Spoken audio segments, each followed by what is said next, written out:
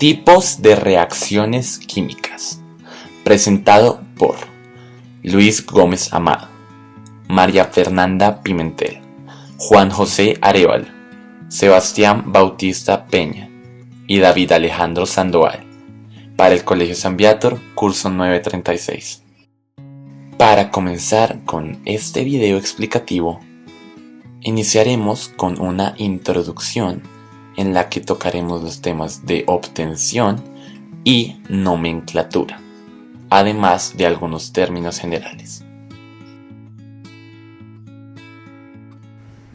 Como primer punto de la introducción, explicaremos las diferentes formas de obtención de óxidos, hidróxidos, ácidos, hidruros y sales.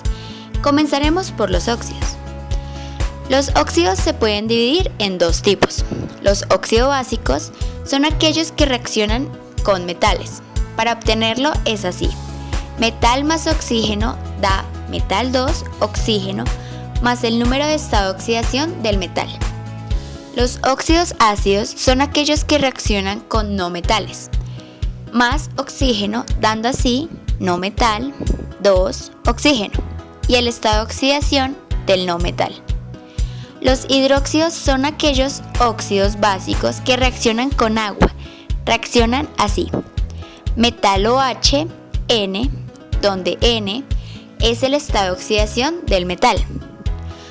Los ácidos son aquellos que reaccionan con no metales más agua o solo hidrógeno. Esto se puede dar en dos tipos. Los ácidos binarios o hidráxidos son aquellos que resultan de la reacción entre el hidrógeno más no metal, dando así hidrógeno no metal, pero estos deben ser o fluor, F, cloro, Cl, bromo, Br, yodo, I, que trabajan con estado de oxidación -1, y el azufre, S, selenio, Se, y telurio, Te, que trabajan con un estado de oxidación -2.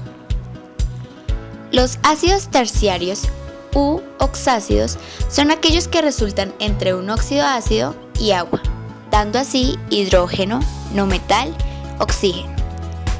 Los hidruros son aquellos que reaccionan entre un metal más hidrógeno, dando así metal, hidrógeno, N, donde N es el estado de oxidación del metal.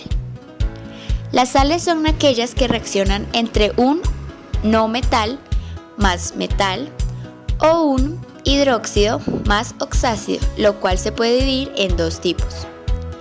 Las sales haploides, que son la reacción entre un metal más no metal, dando así metal, no metal.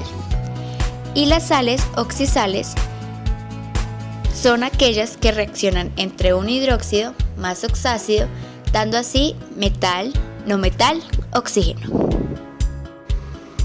Las nomenclaturas son reglas o normas que se usan para nombrar los compuestos químicos. Estas se dividen en tres tipos: sistemática, stock y tradicional. La nomenclatura sistemática es aquella en la que tiene en cuenta el número de átomos de cada elemento. Para cada número se nombra de acuerdo al prefijo indicado. Así: 1, mono; 2, bi o di; 3, tri; 4, tetra; 5, penta; 6, hexa; 7, hepta; 8, octa; 9, non; 10, deca. Por ejemplo, el compuesto pentaóxido de dicloro, llamado así por tener 5 moléculas de oxígeno y 2 moléculas de cloro. Como segundo compuesto está el monohidróxido de monosodio, teniendo en cuenta que el mono es opcional en todo compuesto. La nomenclatura de stock es aquella que tiene en cuenta el estado de oxidación del elemento, para el cual primero va la función I de más el estado de oxidación en números romanos. Por ejemplo, óxido de cobre 1 e hidróxido de níquel 2. La nomenclatura tradicional es aquella que tiene en cuenta el estado de oxidación del elemento y el estado en que se está usando. Para poder nombrarlo es necesario tener en cuenta la cantidad de estados de oxidación que posee el elemento, pues asimismo se nombra a este. Si tiene solo un estado de oxidación, el sufijo es ico.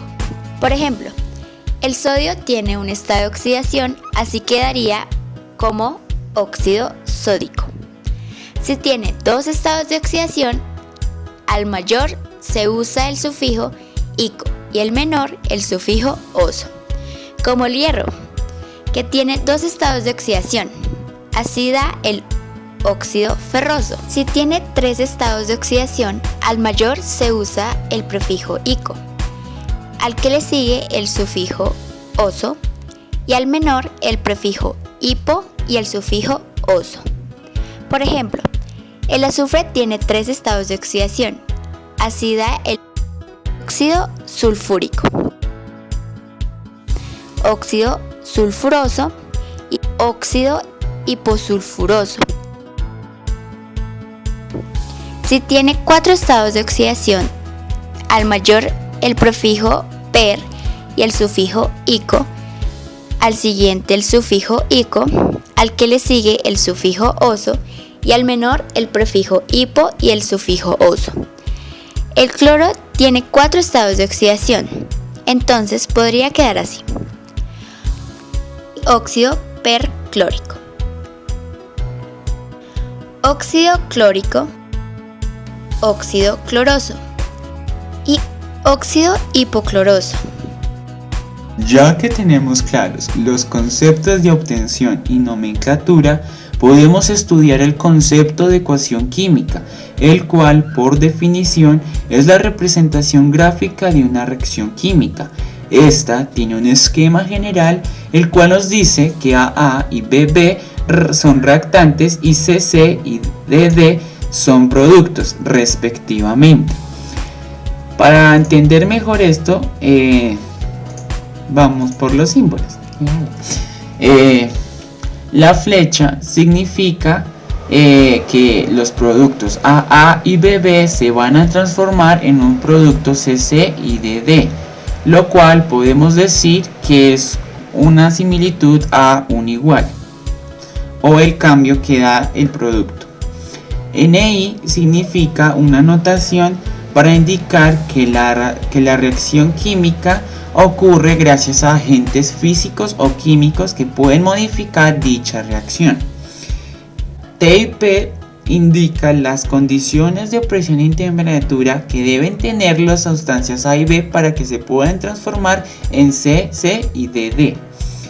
Cuando vemos las letras en minúsculas, tanto A, B, C y D, significa los coeficientes que están acompañados de la fórmula de la sustancia.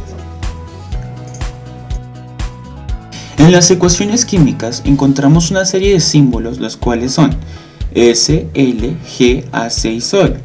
Si un elemento tiene el símbolo S, L o G, significa que ese elemento está en estado sólido, líquido o gaseoso respectivamente. Si es AC es porque aquella sustancia es acuosa, y si es Sol es porque puede generar una solución o disolución dependiendo de la ecuación.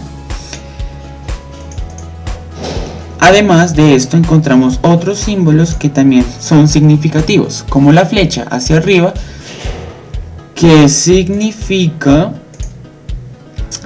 que una sustancia gaseosa se desprende de un reactor químico. Una flecha abajo significa que una sustancia sólida insoluble en el disolvente ocurre una reacción y por lo tanto se precipita en forma de sedimento por su mayor densidad. Y si encontramos un triángulo, lo que significa la energía calorífica de la ecuación. Para entender mejor, veremos un ejemplo ilustrativo de una reacción. En este ejemplo, veremos una sustancia compuesta de agua con hierro, la cual es expuesta al calor, lo cual nos permite obtener un óxido férrico de hidrógeno, este último en estado gaseoso. A partir de este ejemplo ilustrativo conseguimos la ecuación química en la cual el hierro reacciona con el agua para obtener óxido férrico de hidrógeno. A esta ecuación le falta cumplir la ley de conservación de la materia, ya que la cantidad de átomos de un elemento en los reactivos es diferente a la cantidad presente en los productos. Para que se cumpla, se realizará el proceso conocido como balanceo.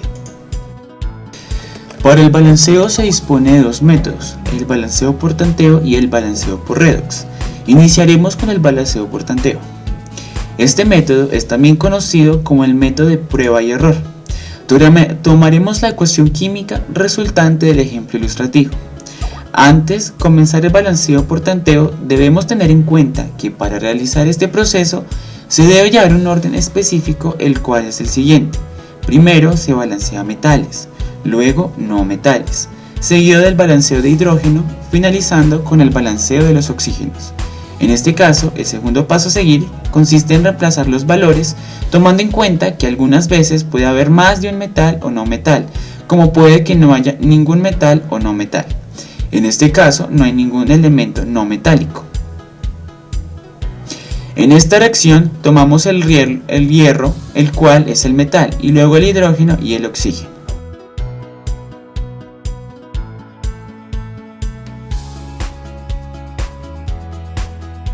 Como tercer paso, debemos tomar en cuenta el número de átomos o moles de cada elemento que hayan presentes tanto en los reactivos como en los productos. En el caso del hierro encontramos 1 mol en los reactivos y 2 moles en los productos. En el caso del hidrógeno se evidencia que hay la misma cantidad en ambas partes de la ecuación, y finalmente en el caso del oxígeno hay 1 mol en los reactivos y 3 moles en los productos. Para igualar estos valores debemos aplicar coeficientes a la reacción. Para que el hierro pase de 1 a 2 moles, se añade el coeficiente 2 al lado izquierdo del elemento en la parte de los reactivos. Este coeficiente se multiplica con el número de átomos, dando como resultado 2 moles y por ende balanceando el hierro. Seguimos directamente a los oxígenos, ya que los hidrógenos están temporalmente balanceados. Para balancear el oxígeno debemos añadir el coeficiente 3, ya que al multiplicarse con su número de átomos, el cual es 1, se obtienen 3 moles de oxígeno, al igual que en los productos. El problema es que este coeficiente afecta a todo el compuesto, por lo que el número de átomos del hidrógeno pasa de 2 a 6. Para balancear los hidrógenos le aplicamos el coeficiente 3 al ion de este elemento que se encuentra en los productos, obteniendo 6 moles de hidrógeno. Como vemos, esta ecuación ya ha sido totalmente balanceada. El segundo método es el método de balanceo por redox, también conocido como el método de oxidación-reducción. El término oxidación significa la pérdida de electrones de un elemento y el término reducción significa la ganancia de electrones del elemento. Tomaremos el mismo ejemplo que utilizamos en el balanceo por tanteo. En este caso, para comenzar, se deben identificar los estados de oxidación de todos los elementos presentes en la ecuación química. Luego, debemos identificar los cambios en los estados de oxidación. Podemos notar que en los reactivos el estado de oxidación del hierro es 0 y en los productos el estado de oxidación de este mismo elemento es más 3.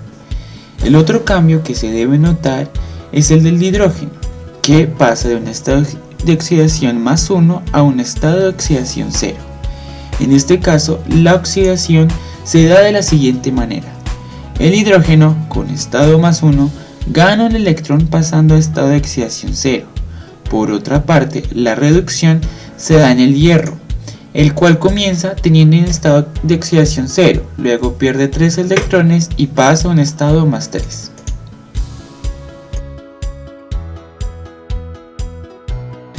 Luego de esto pasamos a multiplicar, tomamos el número de electrones que se reducen y lo multiplicamos por la ecuación que se está oxidando y viceversa. Luego de esto, las dos semireacciones resultantes se suman para eliminar cualquier suma o resta de electrones, dando como resultado una reacción química con el coeficiente 3 en el hidrógeno de los reactivos y en el hierro de los productos. Como cuarto paso, se reemplazan estos coeficientes en la ecuación original teniendo en cuenta de que se añadan a todo compuesto que contenga el mismo elemento con el respectivo estado de oxidación.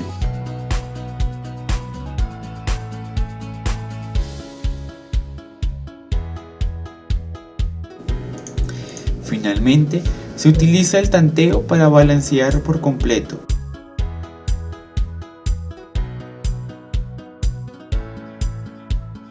En este caso, el único elemento que se debe balancear es el hierro, añadiendo el coeficiente 2 en el ion de los reactivos. Con esto finalizamos la explicación de balanceo. Siguiendo con el tema de las reacciones químicas, vale aclarar que hay varios tipos de reacciones los cuales trataremos en las próximas diapositivas. El primer tipo de reacción se conoce como reacciones de síntesis.